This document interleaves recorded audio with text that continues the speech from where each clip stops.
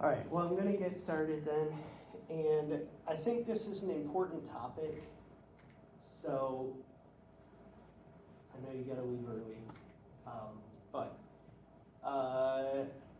hopefully we'll get through some of this. I want to talk about the background to where we're at and then some other things about biblical sexual ethics. So let me start off just by diving in, talking about the Enlightenment. So the Enlightenment or modernism was essentially a movement from, the best way to put it, I think, was that it was Christianity without God. It was a lot of the Christian principles. It was a lot of the fruit of Christianity. Literacy and scientific advancement and reason and human rights and all that sort of stuff. But it was without, a lot of it was without God. It was trying to have all that without the foundation for it. And there's various aspects in which you put human reason on a pedestal and say that human reason is ultimate, a mechanistic view of nature, especially after Newton's theory of gravity and planetary motion. You're saying everything is sort of mechanical now instead of God doing it. So that's one sort of background thing, and you don't really need God anymore. And speaking of that idea, the guy who's famous for saying that is Friedrich Nietzsche. And Nietzsche essentially said, God is dead. If you read it's just a short story. It's called The Madman. And in The Madman, there's this guy who's a madman. And he runs through the streets proclaiming, God is dead and we've killed him. And it was really an understanding of Nietzsche, understanding the implications of his own views. So his views were nihilistic. There's no meaning. There's no purpose. Morality is determined by whoever is in power, and essentially power struggles are all that there really are. And those in power will determine what is right and wrong. So you probably heard the words might makes right. That's the idea of the ethical views of Nietzsche. No true purpose or meaning in life. The sort of the death of truth. It was sort of basically he said that there is no truth. There are just different perspectives. And so everyone has a different perspective, and no one's perspective is the true perspective. So that was one of the things of Nietzsche. And this has a lot of implications because he realized if you do all this stuff, if we say we don't need God anymore, we have science, those sorts of things, that this triumph of reason and these sorts of things have killed God. And by that he means the idea of God is gone. And once the idea of God is gone, so goes purpose and meaning and purpose and meaning in life and morality and a lot of various other things. So he realized that was part of what was going on within, and part of the ramifications of his own view. Then you also have a guy by the name of Rousseau. And Rousseau is important very important for the way that things are today. Rousseau's general idea is that everyone is born good. Everyone is born good. So, sort of the opposite of total depravity, right? The Calvinist view of total depravity, it's almost the exact opposite of that. Everyone is born good. And essentially, you're born as a good, authentic person.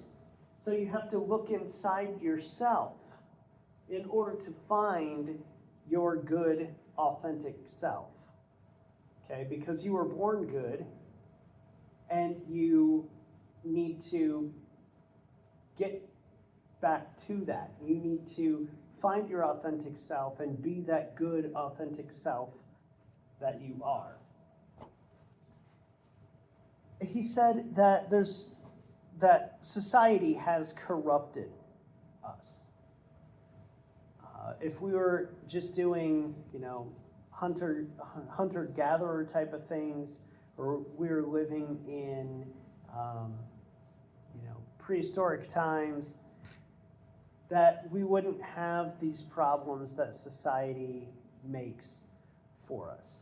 Well, why is it that society makes these problems? Well, there are certain rules that we live by, and one of the ideas here is it's basically a social contract. So basically, I will give up some of my rights and freedoms and that sort of thing in order to live in a society that is peaceful and not chaotic. Because if everybody went back to living without society, it would just be anarchy. And so we need the society or government to step in and make sure that people are doing what they're supposed to be doing and essentially doing the right things, okay? So it's a trade-off. We give up our freedom, like I can't drive my car 130 miles per hour because there's a law that is restricting that in order to keep our society a safe and non-chaotic society. Okay, so there's a certain trade-off. I give up those freedoms for the pleasure of living in a society like this. But there's a certain thing that happens. Certain rules get put in place that restrict who you are. Or restrict, I should say, they don't restrict who you are. They restrict the expression of your true self. Okay, and so some of these have been things like society's views of sexual orientation, that same-sex relationships are wrong, okay? And if you're born that way, and that's your true authentic self, you need to find that, but society will sort of curb that and hold that back. Okay, and so society corrupts people by putting restrictions on the way that they can act and what they can do.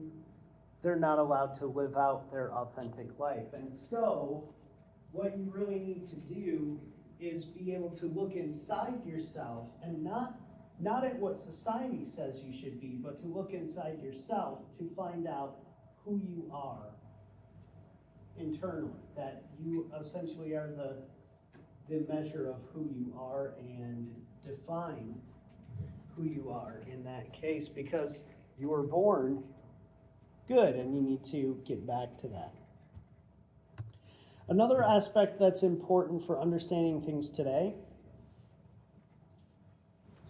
is a view of dialectic.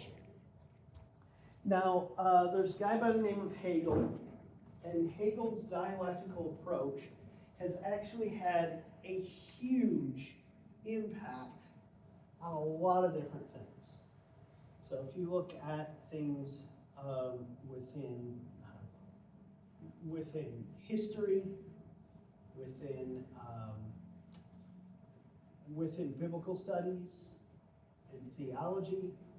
There's a lot of Hegelian ideas within that, especially out of Germany. There's a lot of stuff going on in Germany, and especially in the mid 1800s, the Tübingen School and those sorts of things. You have a lot of these sorts of ideas. Now, what you have under Hegel's idea, and he didn't really have it applied to all these certain things, but he's more applying it to societies and some to history and those sorts of things. But essentially, there's a thesis, an antithesis, and a synthesis. So somebody puts forward an idea, and then somebody else comes along and has an idea against that idea, and those two people fight it out. Those two groups fight it out. And they don't, essentially, it's not like one wins at some point. It's just like hey Nathan, it's that the controversy is transcended. You sort of go over and above it and say we're sort of past that now. You move on to the synthesis. Okay? And then the synthesis becomes the new thesis, and a new antithesis appears, and then those fight each other until a new synthesis appears, which becomes the new thesis, then antithesis. And it's just a cycle of continuous thesis, antithesis, synthesis, thesis, antithesis, synthesis. Okay? Now, these ideas do show up in historical approaches to history and to theology and things like that. For instance, you might say I'm sure that I think part of this is if you take the documentary hypothesis, you have the Jehovah documents and the Elohim documents, and those two people are sort of fighting each other, and essentially somebody comes along, the redactor comes along, puts that all together, and there's a synthesis now of those two things that were fighting each other this whole time. Now, what happens is this gets applied in a bunch of different areas, but Karl Marx comes along, and Marx does what's called dialectical materialism. And Marx essentially applies Hegel to the economy. And along with some stuff from Rousseau, a little bit of things from Rousseau, that we're trying to get back to our, roots and get things the way they should be and that sort of thing. Anyway, the dialectical materialist approach is essentially the idea that you have two factions that are going against each other, the thesis and antithesis, if you will. You have the bourgeois. They are like the factory owners during the Industrial Revolution. They're the factory owners. And then there are the proletariat, and they are the workers in the factory. Okay, and what happens is the workers in the factory work all day long. They get very little pay, and then they go home to their family. They're probably living in some form of poverty, and then they go back to work the next day and they grind it out again at the factory. Meanwhile, the factory owners are making a whole bunch of money. So what Marx says is, in order to sort of right this wrong, the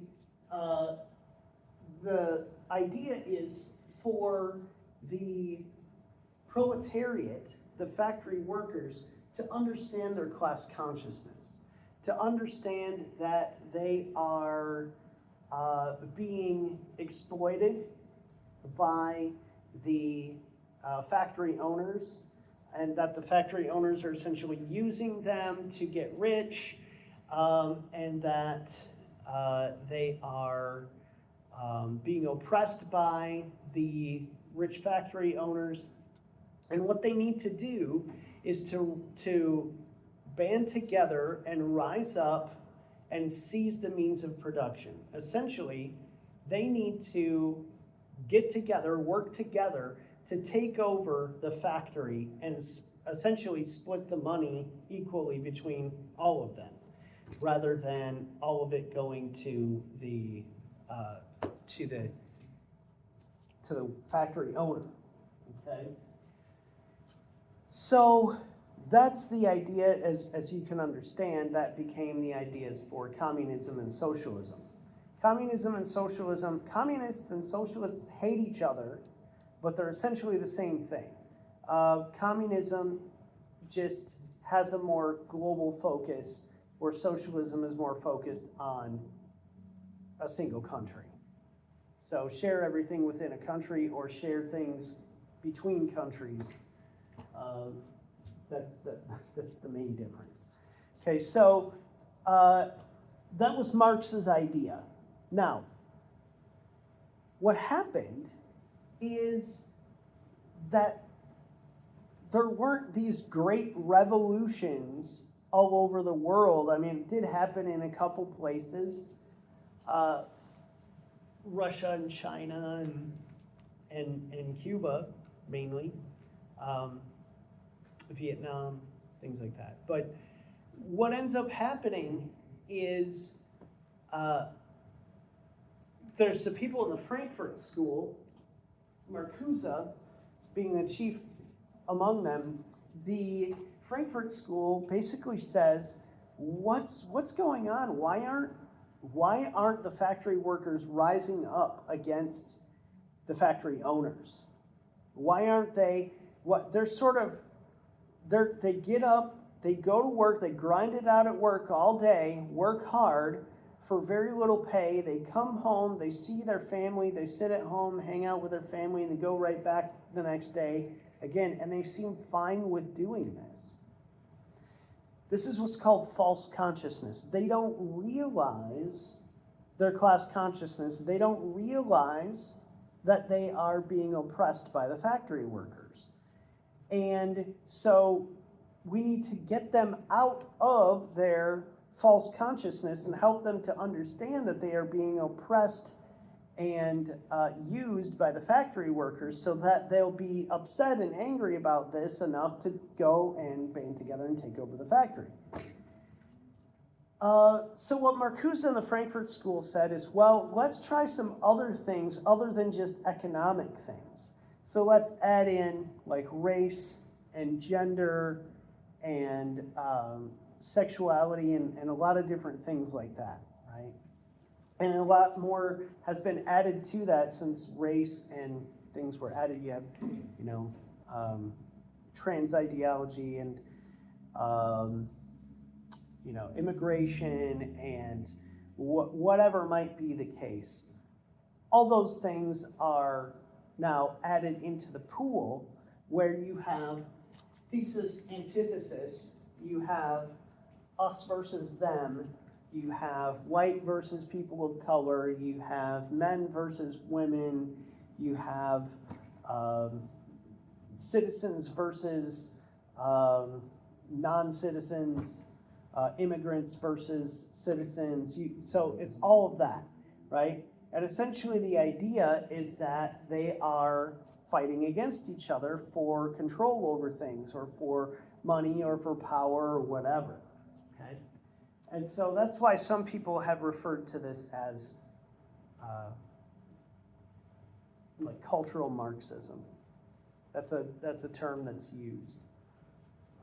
And so you can understand how that's sort of the backbone of things like Black Lives Matter and other movements like that. That's essentially where that sort of ideology came from. Wasn't this kind of going back to Gramsci, right? Who was like basically pointed out that communism doesn't work. economically speaking. So we have to find another way to get people to adopt communism. And one of the biggest is kind of what you see working out in the Frankfurt School. Right. People don't seem to care that they're oppressed economically, so we have to find other ways that they might care about that they're being oppressed. Yeah. Yeah. Yep, exactly. And then we have existentialism. And there are a bunch of people that existentialists, this is a postmodern view that's basically talking about purpose and meaning in life. Now, after somebody like Nietzsche comes along and says there is no purpose and meaning in life, somebody else says, well, that doesn't seem very good. We got to find a purpose and meaning in life. And so the essential ideas for somebody like Sartre is to say, well, since God doesn't exist, what is the purpose and meaning of life? This is the loss of what we call a transcendental signifier. It's like once you've lost something to give you significance that's over and above all of us, how do you find meaning and purpose? Well, what he says is that existence precedes essence, that essentially you exist before you have any sort of meaning or purpose. And you have to exercise your own free will and freedom and choices in order to make a purpose for yourself.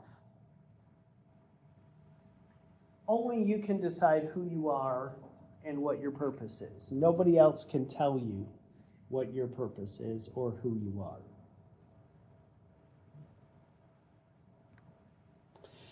Now, a lot of this stuff, you got a bunch of different philosophers that are entering into this, and a lot of them have to do with postmodern types of ideas, and even some stuff with like William James or whatever might be the case. But there's a lot of these people in the background now start having sort of cultural impacts on the culture, and one of those is the sexual revolution. Okay, so a bunch of hippies are reading a bunch of these philosophers, and they are buying into it, especially Marx and people who are taking after Marx. And so a lot of this ends up, and a lot of those people end up becoming college professors, right? And that's still kind of the case today. I mean, it's not maybe as prevalent as before, but it certainly is more prevalent to find more left-leaning professors than right-leaning professors. So you have the ideas of questioning traditional gender roles. Feminists going, okay, well, I'm supposed to be at home pregnant, barefoot, and in the kitchen, and that doesn't seem right. So I'm going to fight against that, and it's sort of the revolution sort of idea again, right? And then being oppressed by men, and that the role of stay-at-home mom is oppressive to me, and so I'm going to go out and sort of break those ideas. And then, and this especially for our discussion for today, one of the big things that happened was the first birth control pill, 1960. What was the significance of that? Well, one of the major significant pieces of that was a break between sex and having children. Up until this point, sex and having children, sex and getting pregnant went together. They're like, well, yeah, that's what happens. When you have sex, you get pregnant. after birth control, it's not the case, right? So, I should say, I shouldn't say it that way, like you have sex once and you get pregnant. That's not the idea. The idea is that pregnancy is a natural consequence of sex. But after the pill, it's no longer a consequence of sex. So there starts to be a separation there between sex and childbearing. Yeah. I guess it's not super relevant here, but I know there's different like types of things for birth control. Is this one of the ones that would kill the after conception, or is this like a preventing conception? I'm pretty sure this was preventing conception. This is not a morning after pill sort of thing. As far as I understand, that's a newer thing. And then, like I said, like a reaction to the repressive sexual values of the 1950s. And so there's also a separation of sex from marriage. So it's like, you gotta get married, the guy goes to work, the man or the woman stays at home and cleans house and cooks food and takes care of the kids. And so once you start busting apart all of those sorts of ideas, then you're like, well, why do you gotta be married to have sex? And those sorts of things. The primary purpose then of sex becomes, the focus becomes pleasure. And is looked at a lot of times, and especially is tried to be seen as purely physical. It's definitely not, and that's why so many people have so much sexual brokenness, is because it's definitely not purely physical, even though that's sort of the going thing. It's just, something that you do. And it's fun for a little while, and then you go do something else. And, why not? So, that's the general idea. The idea of transsexual, transsexual is, and even in this idea, I mean, the idea that we would have here is that there's not, that you're not just shifting. Trans means to, like, move, right, or go somewhere else, or like transport is to go from one port to another port. Trans just means sort of shifting from one to the other. But there's a whole spectrum of ideas out there of sexuality and things like that. But the basic thing, which we can understand, comes from the roots of Rousseau, and also comes from some of the roots of Freud.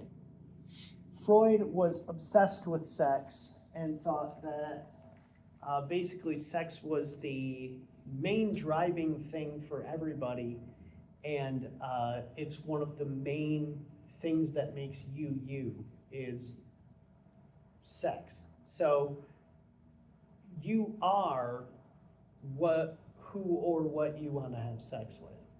Part of your identity is who you want to have sex with. Is that the guy who basically jump-started modern psychology by saying a bunch of stuff so outrageous that everyone tried to figure out psychology to prove him wrong? Yes, and mainly Freud is, I mean, he did have some things that were right, but there were a lot of different things that he had were wrong, and for the most part, psychology today completely rejects most of what he said. Yeah. But this idea that you are who you want to have sex with, that who you want to have sex with is part of your identity as a person, that who you are is somewhat determined by who you want to have sex with.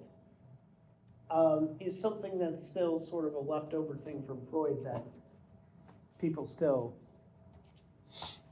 follow. Now, Nancy Pearcey says people have taken the dualistic ideas too far, and I can't remember, what's the name of her book? Love Thy Body, I think. I don't know if I buy her argument completely, but I think that she's got some interesting things to say. So when we talk about dualism, what we're saying is that we all have dual parts to us. There's a non-physical soul to us and a physical body. This kind of comes from ideas of Descartes and others who would say this same sort of thing. And we could see ourselves as a soul that inhabits a body, and who I am as my soul, and that I inhabit my body. For the most part, I think that is correct. She says, though, that that when you do that, you go too far, and you start to neglect the body as important to your identity. And so what she's arguing in there is that we are not really meant to be disembodied creatures. We are in a body now, and we're going to be in a body later, and that sort of the in-between state is not the way things are supposed to be. Between your death and your resurrection are not really the way that things are supposed to be. And that your body does have a pull on your identity, that your body does have something to do with identity. And one of the things that she's getting at, which I think is important, is that people have said, well, the body really doesn't help you determine what it is. It's just what your thoughts are. So if you have a penis but you feel like a woman, well, the body must be wrong, right? It's the thoughts that are right, that the body must be wrong. And what Piercy is saying is that, no, it's not, that we have to take into consideration the body that you have as part of your identity. So the soul and mind is what matters, and the body is just an instrument for our manipulation and use. She says that's false. Then we have the idea of gender dysphoria. Basically, that is any time the sex of your body does not equal the gender that you feel. The inner feeling or the inner sort of intuition about who you are. Again, a lot of this will come from Rousseau. Because your authentic self might be a woman even though your body is male. Does that make sense? How we gather that from Rousseau? But here's one thing that I think is important here. Everyone realizes that something's wrong with that. People don't wake up in the morning and say, oh, I'm so glad I have gender dysphoria. Nobody says that. Nobody, people say, I'm a woman trapped in a man's body or something like that, right? They don't say, I get the pleasure of being a woman that is in a man's body, right? Everybody realizes that if your body and your feelings don't match, there's something wrong there. Now that already is a difficulty because a lot of the ideas in a lot of these circles are that there is nothing wrong. Whatever you feel is sort of the way that things are, and to be that way, there's nothing wrong with being that way and those sorts of things. But everyone sort of realizes that there's something wrong there.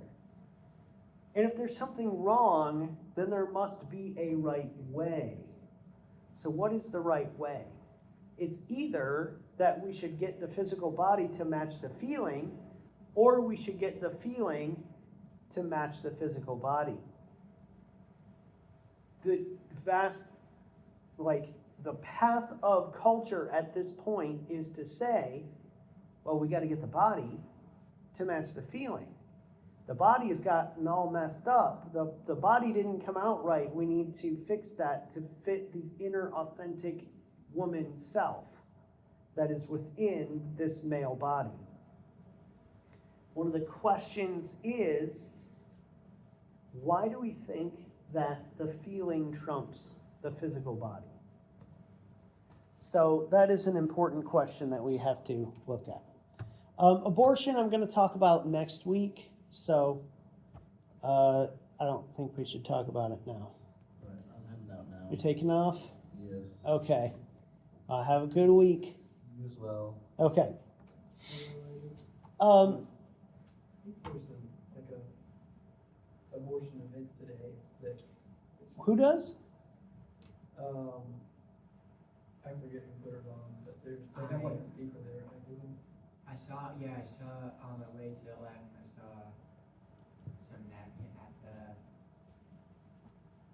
the place that's kind of down from the library. It's the intersection of a bunch of Yeah. different areas. Yeah, it was around there that there was like a group set up, and I couldn't really. Is start it that. Pro-Life Wildcats?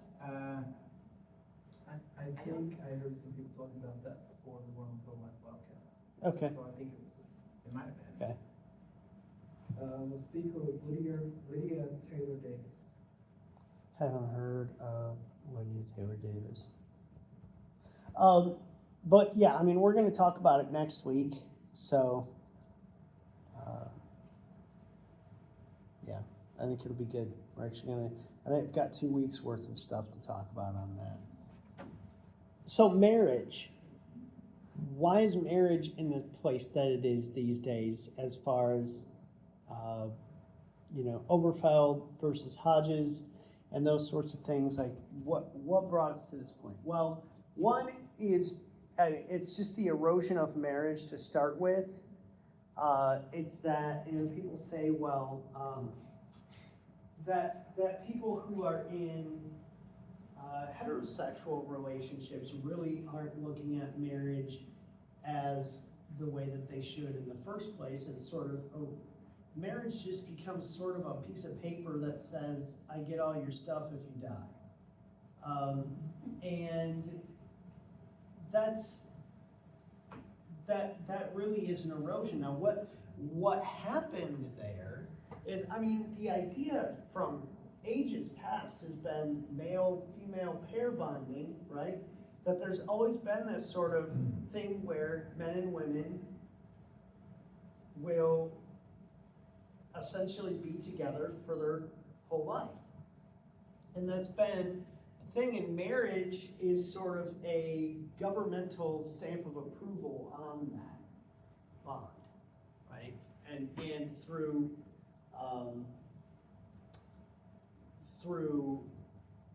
making a covenant before God, or making a promise before God, and that sort of thing, and then the government sort of puts their stamp of approval on it. But why is the governmental definition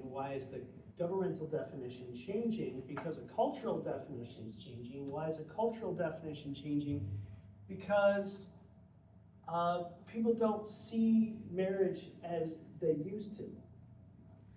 So it's the erosion of marriage. You have the sexual revolution, which has the separation of marriage and childbearing again. Here's an interesting statistic, because I thought, back in the 1950s, you're going to have, everybody's going to be waiting, they're following, this typical Christian view, and I would have thought, 90% of people were probably waiting until marriage to have sex. It was actually 11% from 1954 to 1963. 11%. How did they get these statistics? They must have asked. 1994 to 2003, it was 3%. 3%. 1969, I believe it was in California, was the first place to allow no-fault divorce.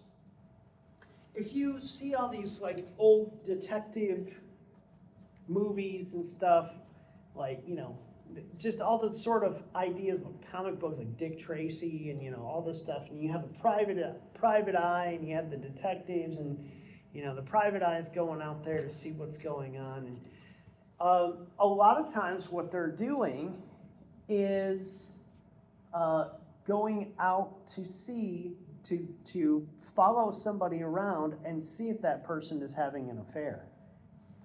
Because prior to no-fault divorce, you actually needed a reason to get divorced. Now, you don't need a reason. After no-fault divorce, you can get divorced for whatever you feel like. And most people just put irreconcilable differences, right? You're different, I'm different, we can't figure it out. So irreconcilable differences. But you don't really need to prove, you would have to prove that this person was actually cheating on you in order to be able to get a divorce. Now, it's not that way.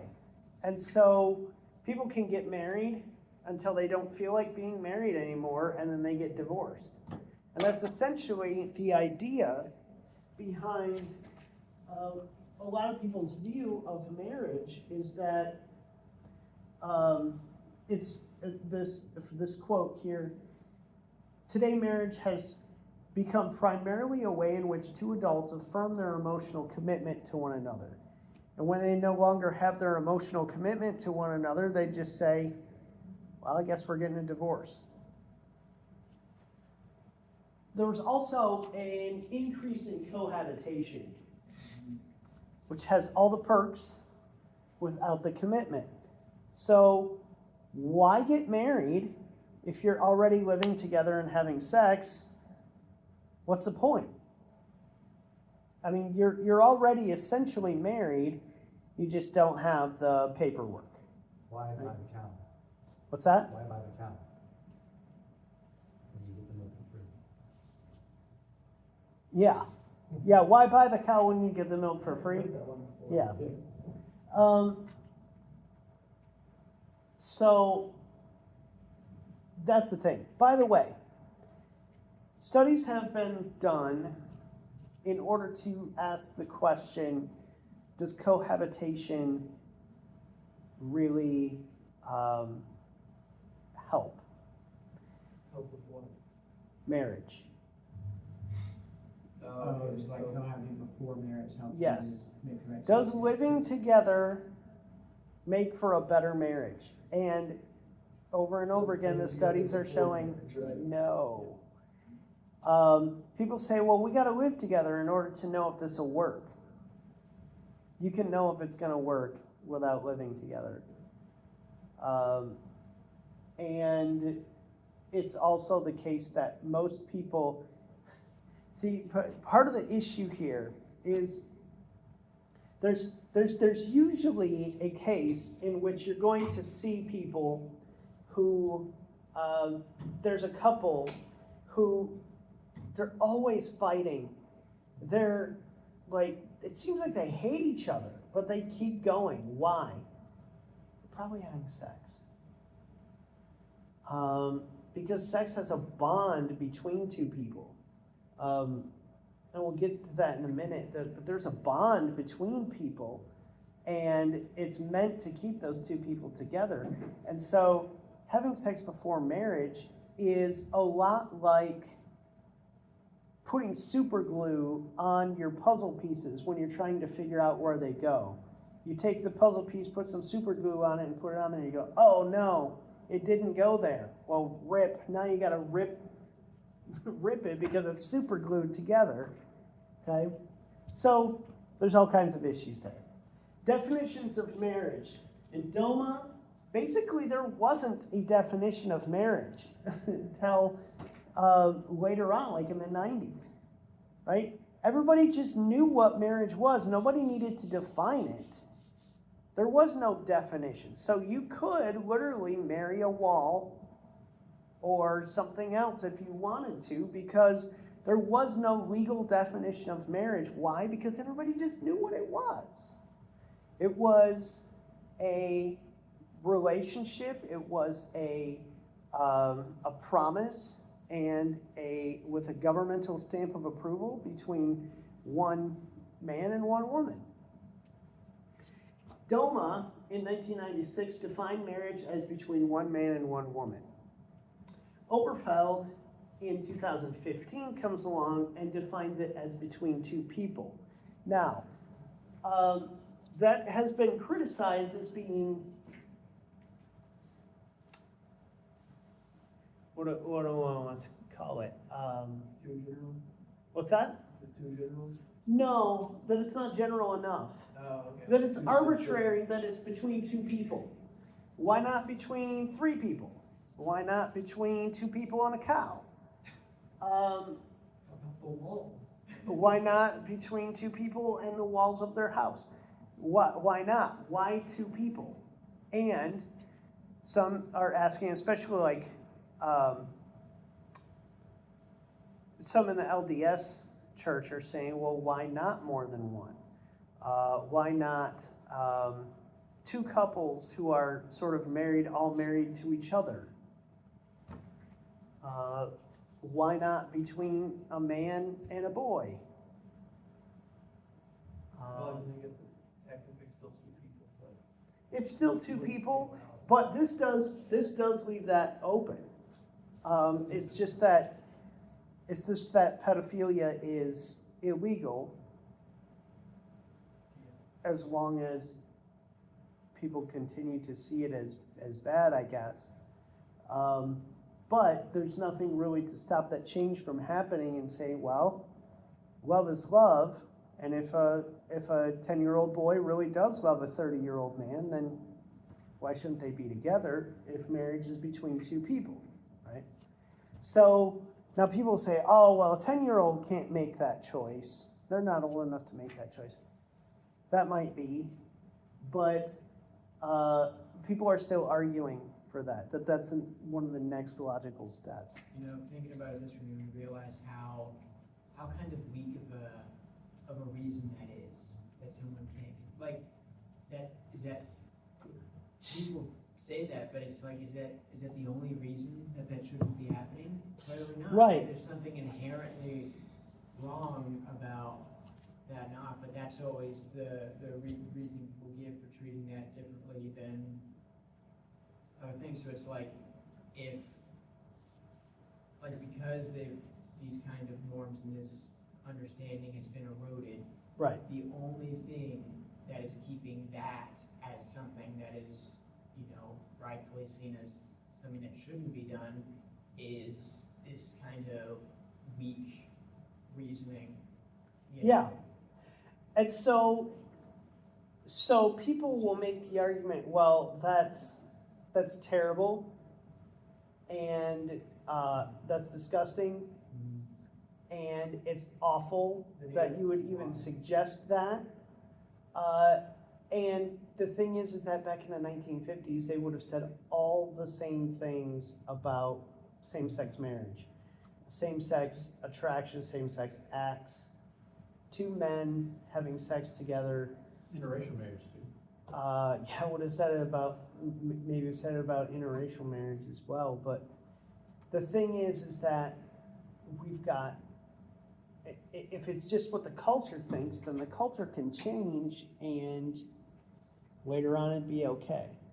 And anyone who says, this is the thing, and things on video, on YouTube, and if people can go back 50 years from now and pedophilia is accepted and you're looked down upon if you don't accept pedophilia, and you could get canceled for your 50-year-old video in which you said pedophilia is terrible, right?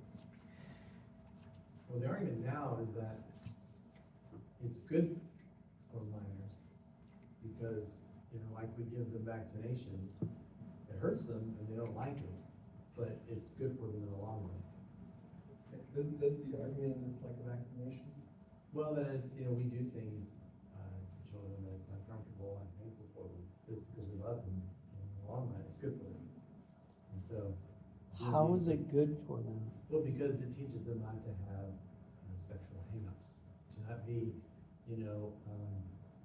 have all these sexual taboos that really hold them back. So they can be their authentic self. So they can be on themselves. So they want to Okay. they can be free and not be controlled by society.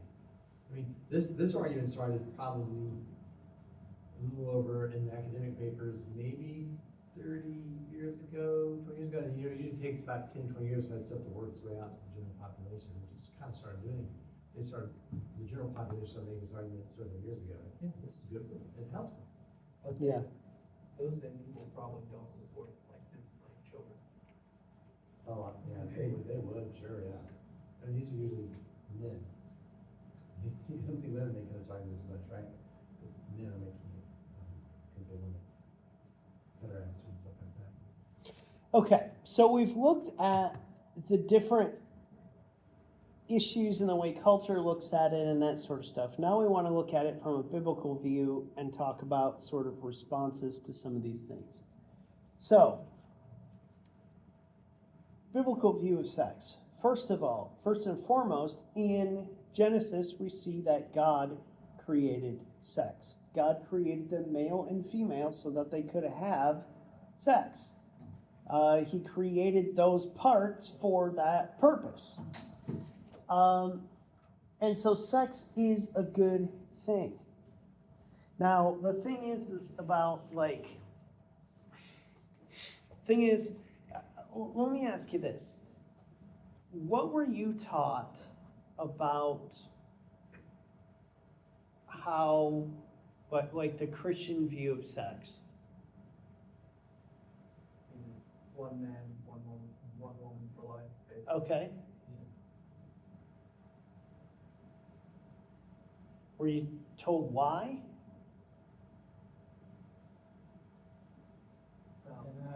Not a lot. Like I feel like I've always kind of understood that as the idea, but I don't Yeah. know if it's gone into it too much. At least when I was taught, like as a kid, or when Yeah. I was younger. I mean, not When I was- too young to get. When I was growing up, it was that sex is bad.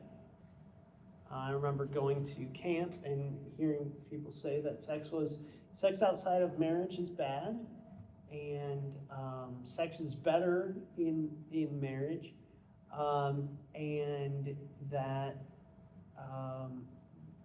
that it's just a wrong thing to do. Huh? The Shaker Village. No, no. But the thing is that a lot of people are taught that sex is evil, sex is bad, that gets drilled into their head. It's not. Sex is a good thing. Listen, sounds weird to say, but God loves sex. God loves hot, passionate sex. That's a weird thing to say. But why is that a weird thing to say? It's a weird thing to say because we've been told over and over again that God is opposed to sex and all of that. God isn't opposed to sex. God created sex. God wants people to have sex. But sex is like fire. If it's in the fireplace, it's doing what it should be doing, and it's actually helpful and good. If it's in the middle of the living room floor, it's not. Because it's dangerous and can cause harm. Did you ever heard like when Martin Luther got married on his wedding night, what took place?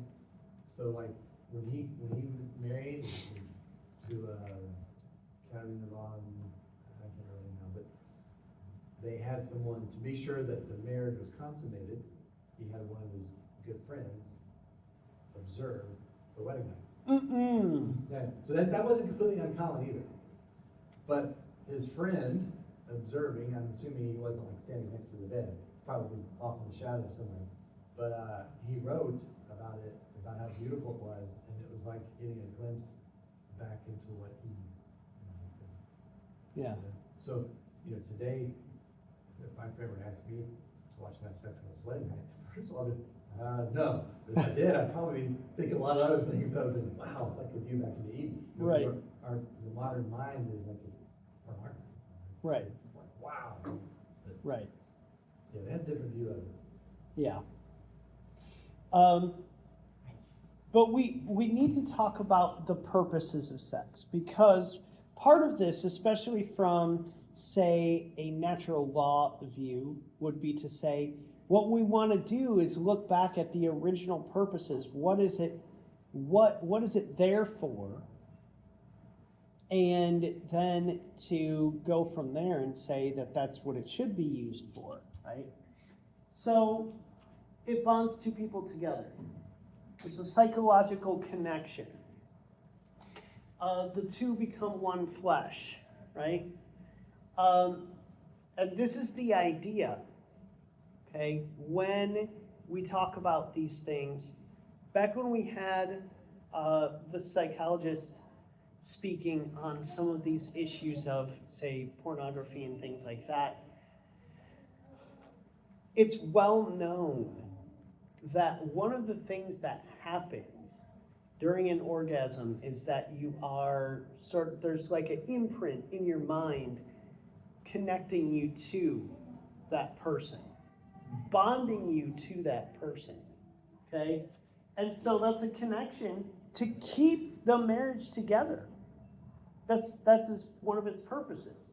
It's also a reflection of the character and nature of God, in that God is not either male or female, that in men and women are sort of separated out different attributes of God, that both men and women were created in the image of God, and coming together brings both of those aspects together again, which is a reflection of the character and nature of God.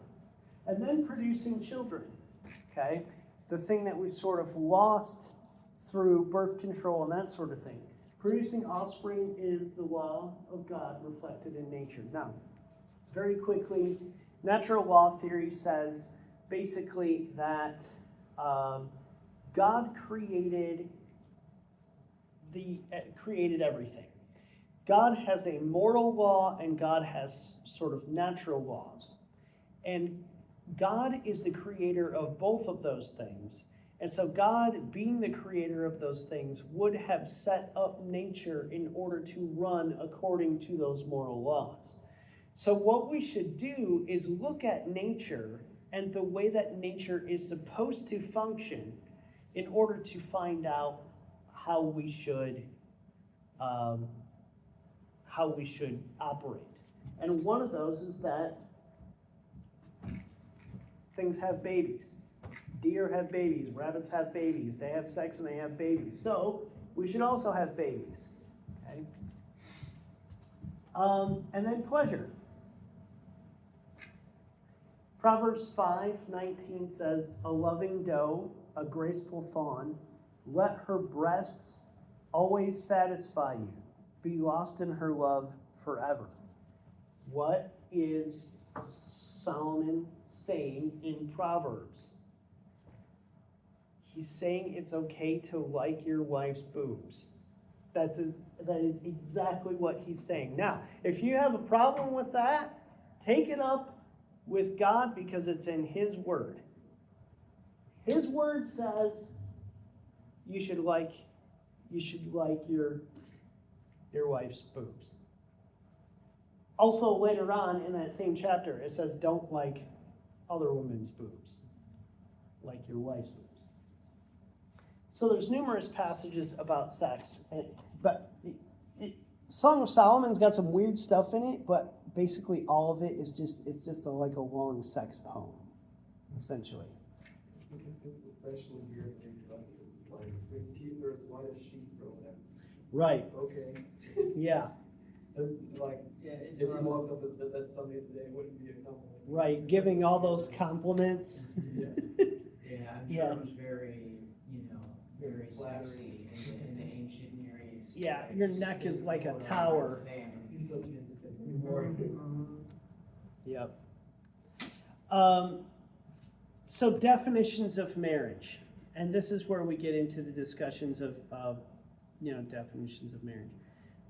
Marriage is about sex, children, commitment, and being helpmates. So it is about sex. It is about having children. It is about commitment to one another and staying together and commitment to God and helping each other to do God's work, to do the work that you do, doing things together. And just having somebody there. It's good. The marital relationship is the only human relationship that is covenantal and conjugal. Okay? That is the only relationship that is meant for sex, essentially. Male and female pair bonding precedes culture. So if somebody says that marriage is a cultural construction, that the idea that there's one man and one woman together for life, and that's a cultural construction and we can just construct it, reconstruct it however we want. Male-female pair bonding came before culture. It had to, because male-female pair bonding is what led to there being a culture in the first place. There's not society without a bunch of people. The definition of marriage is objective, and I think this is where we get into some discussions with people. Marriage is the lifelong commitment between one man and one woman. Now, when you say that, they go, fine, that's your opinion. You're stuck in this old opinion from this dusty old book written by a bunch of ancient goat herders. But it's not really that. When we're saying marriage is a lifelong commitment between one man and one woman, we're saying that's the way things actually are. We're not saying that's my opinion and you should also have that opinion. It's not like, I like pineapple on pizza, you should also like pineapple on pizza. That would be ridiculous if I'm trying to push my personal preferences about pizza toppings onto other people. But that's not what we're doing. It's like saying a triangle has three sides. That's what a triangle is. A definition of marriage is a lifelong commitment between one man and one woman. That's what it is. It's not that we are trying, that's our personal opinion we're trying to push on people, just like if somebody said a triangle has three sides and they said, well, why are you trying to push your personal opinion about triangles onto me? I'm not. I'm trying to tell you what actually is the case about the reality of triangles. Okay? So that's another thing to keep in mind.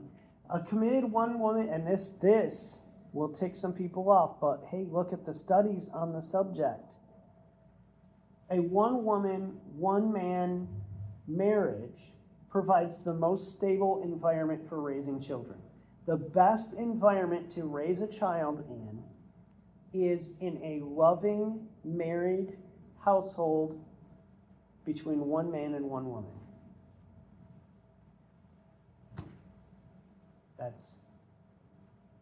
That's just basically the facts. But that can be pretty upsetting. Okay, oops. Identity and transgenderism. One of the questions that I think we need to ask is, when the body and our feelings are in disagreement, why do we assume the feeling is correct? I have feelings that are wrong all the time. I was just talking to some Mormons about this the other day. They feel that they have a strong internal inclination that Joseph Smith is a prophet and that the Book of Mormon is true. Well, it's not the case. I actually have a strong internal commitment and intuition that the Book of Mormon is false and that Joseph Smith is not a prophet. But if that's the case, then what do we do with when my feeling is different from your feeling? Okay? It just ends up being a war of feelings or what? But here's the point, that we shouldn't assume, why should we assume the feeling is correct? A lot of times we have feelings that are just wrong. Okay? we should actually say that if you wake up in the morning, you look in the mirror and you see a penis, but you say, I'm a woman, that there might be something wrong with the feeling that you're a woman. Okay? Now, again, this flies in the face of a culture which has accepted very deeply the ideas of Rousseau and the ideas of Freud, that your identity is who you are, who you feel you are, and you have to get back to your authentic self. But we're primarily meant to be embodied beings, and the body has a purpose. It has a telos, it has a purpose. Our body is not our identity, but it is our reality. So you will continue to be you after your body dies. But given that case, it is still our reality. And to divorce the ideas of genetics, the ideas of physiology from gender is a mistake. Also, the body trumps feelings in other instances. People who feel like they're disabled, but they're not. They say, well, I'm a paraplegic, but you've still got both of your legs. Well, I know, but I just feel I'm a paraplegic, but you've got two working legs. So some people will go and have surgery to remove their legs in order to fit their feeling. Now, most people are going to have a problem with that, okay?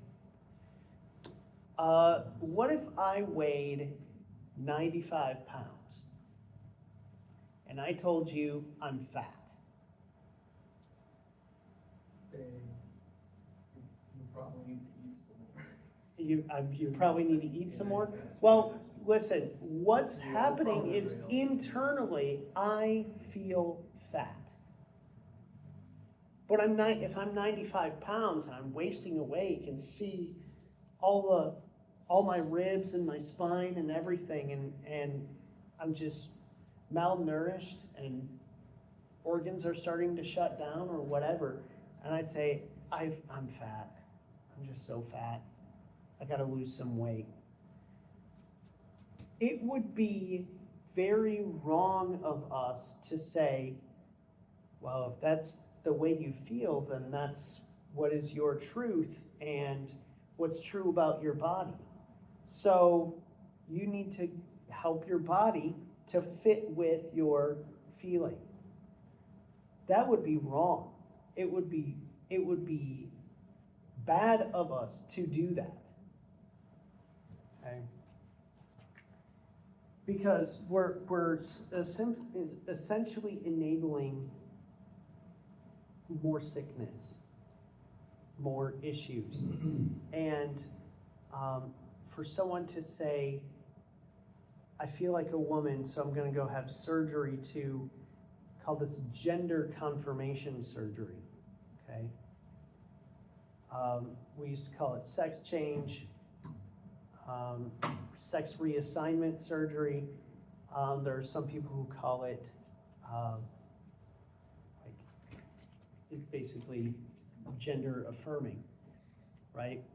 And that's why I call things gender affirming care, like taking hormones and things to try to affirm your gender. That would be a difficulty. So your identity is based on your soul, but what you are is based on your reality, your physical self. Healthy gender identity should reflect biological reality. If you see a penis in the mirror, but you feel like a woman, something has gone wrong there, and so there needs to be a healthy identity. So that's basically all I got. I'll talk more about the abortion issue next week, but I would highly recommend the last one on there. Strange New World by Carl Truman.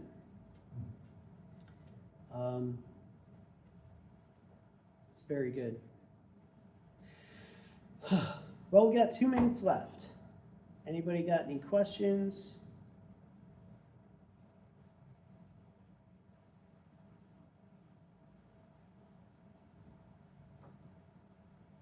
No? All right, well, I was liking learning that, it was good. I don't think I have like a question. okay. All right, well, somebody want to pray to end our time today? I can pray. Okay. Okay, dear God, thank you that we can meet today. Thank you for John's message here, and thank you that we can discuss some things and laugh your truth in your way. Let's all have a good, productive rest of the week at school, taking exams, whatever. And just thank you for sending your son to die for our sins. It's in his name we pray. Amen. All right. Well, that's it for this week.